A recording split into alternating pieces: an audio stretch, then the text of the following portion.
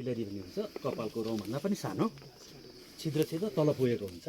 त्यसबाट बिस्तारै अब भल भएको भए एकै घन्टामा तल गरेर ध्वस्त पार्थ्यो।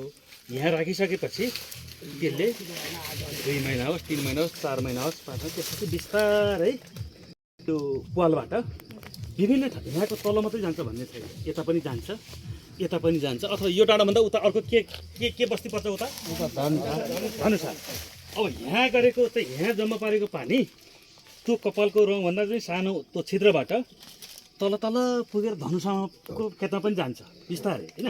र उता उता चारैतिरको माटोलाई त्यसले चाहिँ सिन्चित गरेर खेतबारीमा बिस्तारै पानी पुऱ्याइदिन्छ। भलबाडी आएको बेला थामिदियो र खेतबारीमा चाहिने बेला बिस्तारै छोड्दै छोड्दै जान्छ र यहाँ सुके पनि जमिनभित्र यो चाहिँ पानी छिराएको हुन्छ। शक्ति घटायो र पछि चाहिएको बेला आफ्नो खेतमा त्यो किनभने अब असारतिर अझै एकताली आउनु त्यसलाई क्यापिलरी भन्छ खेल्छ त्यो सबै यो पोखरीमा मदल हाल खेले आउँछ। त्यही भएर अब यो मदल खेलेको अहिले कतिवटा पोखरी बन्यो यहाँ 1200 ल अब सुन है म्याडम, अहिले 1200वटा यहाँ पोखरी बनिएको छ है मोटामोटी जति भन्यो। अब अहिले यही वर्ष चाहिँ हामीले परिणाम नखोजौँ 4-5 वर्षपछि फेरि यसै गरी घुम्दै फिर्दै हजुरआज सोध्नुभयो भने यताको खेत उताको खेत उताको खेत उताको खेतमा उत्पादन पनि बढेको हुन्छ र हरियाली पनि यी भएका बुटाहरू पनि राम्रोसँग सप्रिया हुन्छ त्यो पानीले। हजुर र खेतीपाती पनि बढिया हुन्छ है। त्यसपछि 4-5 वर्षपछि हजुरले आएर हेर्नु होला। चापाकलमा पनि पानी आउँछ हजुर अनि यिनीहरूको चाहिँ पानी अनि माथि अहिले नभएर पछिसम्म